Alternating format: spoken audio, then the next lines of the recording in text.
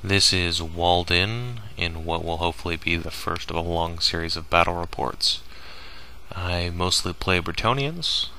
Today I played a game against my buddy Will's Orcs and Goblins at 3,000 points. This is my second 3K game. The first one I played against this exact same army, and he kicked the hell out of me, so I'm hoping to do a little better today. Alright, so going from right to left, this is, on the right, is a unit of 5 Savage Orc Boar Boys. Ignore any command they have.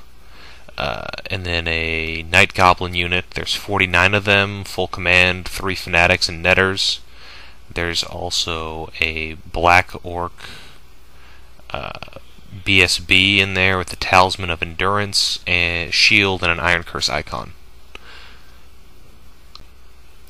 And then there's a unit of 80 Savage Orc Big Guns, Spears, full command, Razor Standard.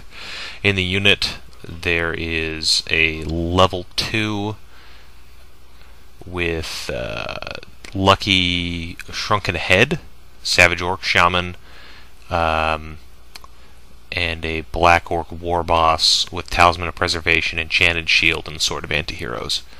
To your left, there's a Troll unit 3 wide, Rock Lava behind them, and then a unit of 39 Black Orcs with full command, shields, Banner of Swiftness, and Grimgore Ironhide.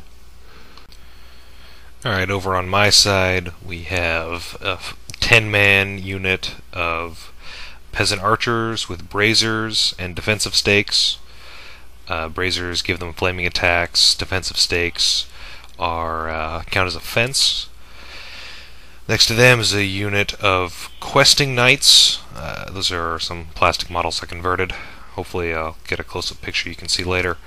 And a 5-man unit of Mounted Yeomen, which is the Bretonnian Fast Cav directly ahead of them. They don't have any upgrade. The Questing Knights are full command with Flaming Banner, and the Mounted Yeomen only have a Musician.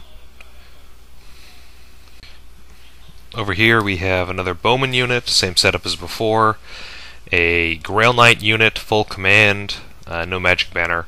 A Knight of the Realm unit with the banner of +1 leadership, with the General in there. General has Heroic Killing Blow, the Sword of Always Strikes First, and a 1-up rerollable armor save. The level 4 is in there with life. She has a Dispel Scroll. And next to them, there's another unit of Mounted Yeomen with a Musician. Alright, and then there is a Knight of the Realm unit with a War Banner. The BSB is in there in the top right-hand corner. Pegasus Knight unit, 3-man with Musician. A Men-at-Arms block with a level 2 Beast Prophetess. I was really excited this game because she ended up with Transformation of Kadan, and if I get that spell, I consider it a moral victory if I can get it off. And then next to them, she also has an item that gives the Peasant unit the Blessing of the Lady for the rest of the game, which makes them really tough to shift. Next to them are my two scratch-built trebuchets. Here is a shot of the whole table before we got everything started. Overall, my strategy for the game is to avoid combat for as long as possible with those 2 huge blocks until I've whittled a large number of them down, particularly the Black Orc unit. I learned the last game that pretty much no matter what I put into that unit, it will just destroy them as long as they're in a horde formation in that size. Grimgore by himself was able to kill essentially an entire lance of knights last time we played in one combat phase, so the goal is to avoid them and just drop rocks on their heads until they're no longer a problem. Alright, before the game started, my Mounted Yeoman vanguarded up and forward, trying to get the Fanatics out early game. Over here, my Pegasus Knights and other Mounted Yeoman unit move forward. We're looking here to go War Machine hunting. I prayed, and he chose to go first. He declared a charge on my mounted yeoman unit with the Savage Orcs. I fled, and he failed the charge. He then just started moving everything forward. The Night Goblins moved into the forest. Black Orcs moved up on the hill, and the Biggins just moved straight ahead. The Trolls failed their stupidity check. Over the course of the game, they didn't make a single stupidity roll, so if I forget to mention them, that's why. Moving on to Magic, at this point something weird happened. We weren't really certain what is supposed to happen. The same issue cropped up before, so I just kind of rolled with his interpretation of it. But the Orcs have a spell that allows them to move a unit. I believe it's like 66 inches. Basically, in the way the spell's worded, you pick up a model from the unit, deploy it, and then set up the rest of the unit around it. He cast it on his Night Goblins, moved them up in front of my army, and he wasn't able to get them super close to my Knights, but we were wondering at what point did the Fanatics fly out, as they're normally supposed to interrupt whatever's going on and go shooting out immediately. If it's like a normal move and you move it over until they got within 8 of something and then they pop out, or you deploy the unit because that's kind of what the spell seems to imply a little bit, and then launch the Fanatics. So we just went with his, which was that you deploy, which is the second one, which is you just move the unit and then drop the Fanatics. So the Fanatics shot out of the unit. One flew out and hit my mounted yeoman, killing one of them. Another one flew and landed in front of my Grail Knights. Another one went and flew through my Knight of the Realm unit and killed only one, thankfully.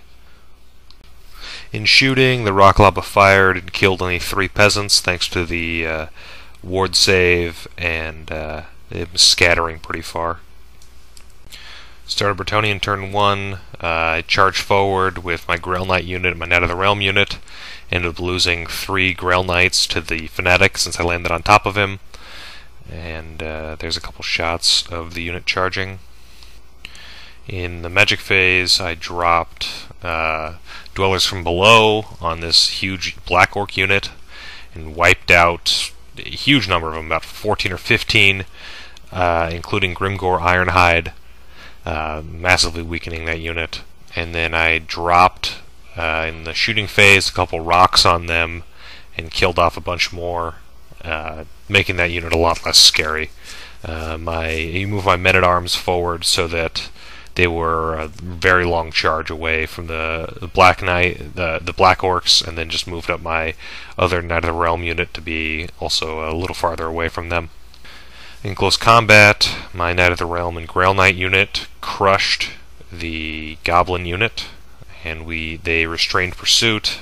Goblins fled through the big Orc unit. I left myself about 9 inches away, maybe 10, something like that, 10 or 11, trying to give myself some distance, make it a little harder for him to charge me, and to keep me out of the charge arc of the Black Orc unit, which at this point is pretty scary still.